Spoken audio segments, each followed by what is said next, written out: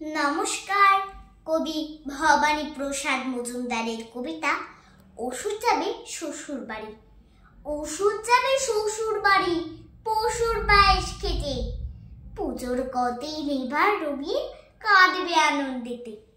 তাই তো অসুর ভুলেই কসুর খাচ্ছে লুটোপুটি, পুজোর সময় কোনো দিনও পায় না এমন ছুটি।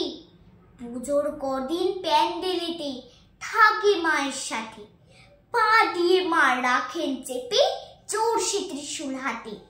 গনসাকে তো লখায় সুরো সব পাহারায় থাকে, একটু এদিক ওদিক হলে দেয় লাগিয়ে মাকে। গভীর রাতে একটা জুটি ধরায় পোড়া বিড়ি, ঘুম ভাঙিয়ে দেবে মায়ের সবাই শিগগি। কিংবা যদি চুপি চুপি একটু খৈনি বানায়, বিচ্ছুগুলো মাকে দেখে তক্ষুনি তা জানায়। কেমন জব্দ পাঁচজনই আজ, দেখছো আধার দুনিয়া। কারো ডেঙ্গু, কারো কালাজ্বর, কারো চিকুনগুনিয়া। পুজোর কদিন বেডে শুয়ে খাও ঝোল ভাত রুটি, আমি চললাম